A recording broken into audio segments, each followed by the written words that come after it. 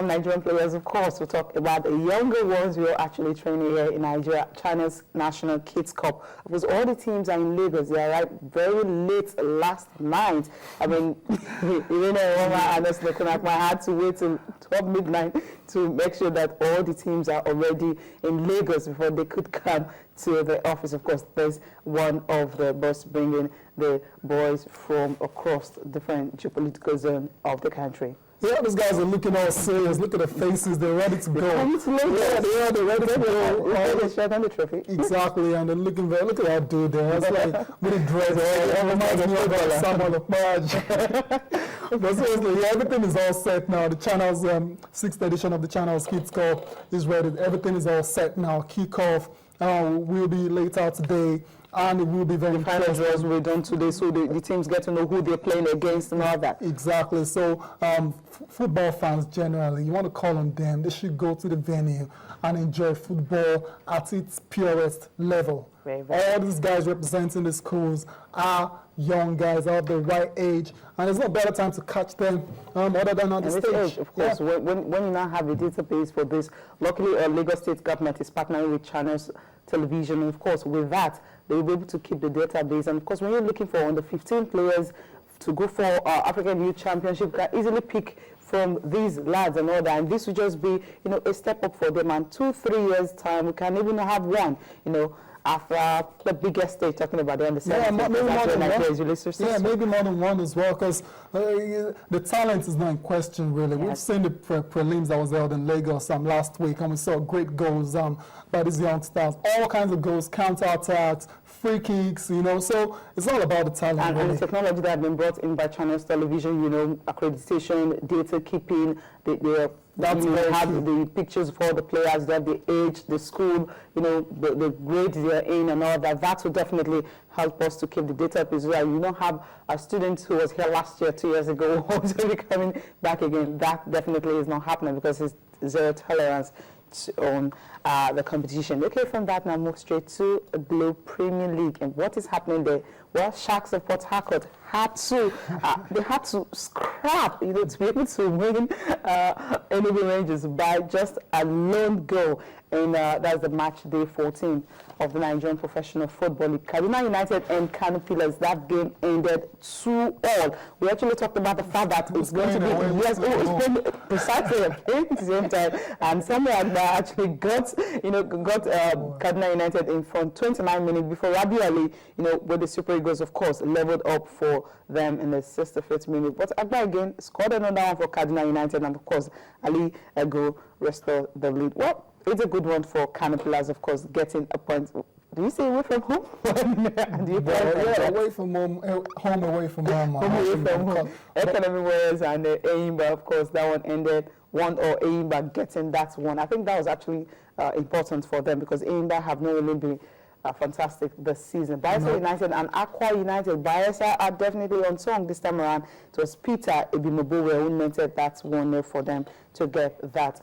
Of course, for Hapland, that was another good one for them. And you have Crown FC and Warri Wolves. That's a good one because you have the coach of Warri Wolves, who is former coach of Warri Wolves, who is now the coach of Crown. He said it was because of his tactics that actually helped them to beat Warri Wolves by 2-1. He knows the club very well. Nimbe City, of course, picking all 3 points. Another 3 points. Very crucial for Nimbe City there. Remember, they've not been doing very well this season.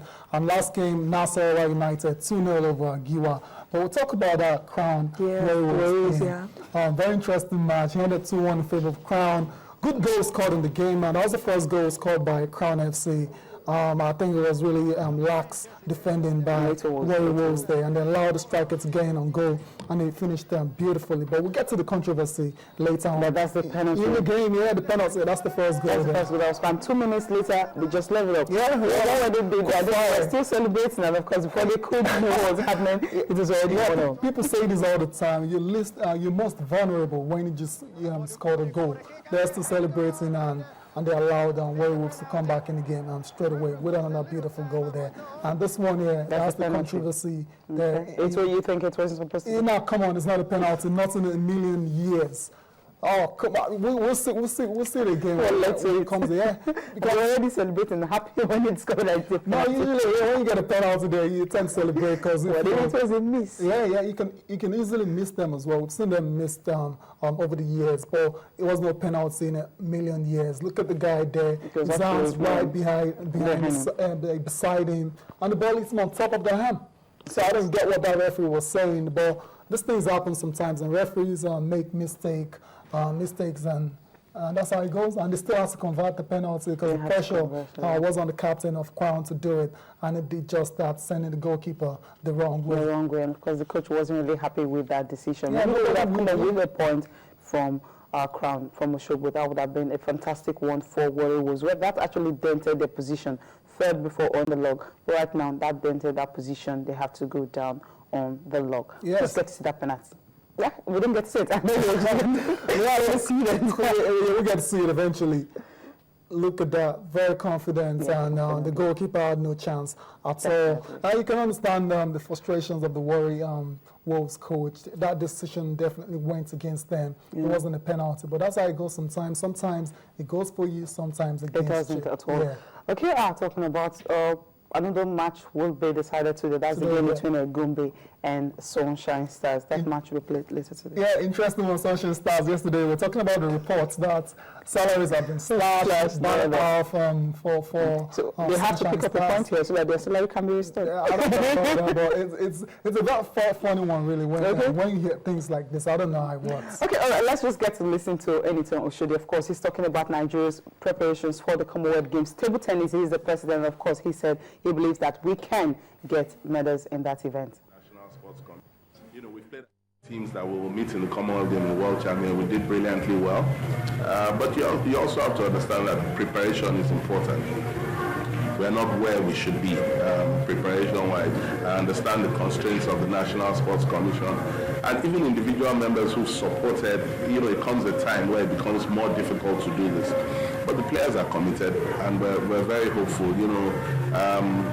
It will give me great joy, to see us picking up a good medal in the team event or the individual events there.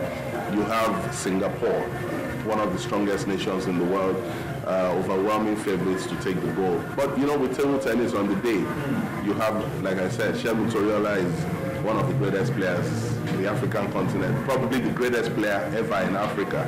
And then you have Funke Oshodake and Offiong. These are two players who on their day can do damage to anybody in the world. But again, we have, I think, less than 2-3 months now. And, the teams we're playing against are now in China, they're now in Korea, working on their game. Our own players are still, we're trying to put together a program here in Lagos.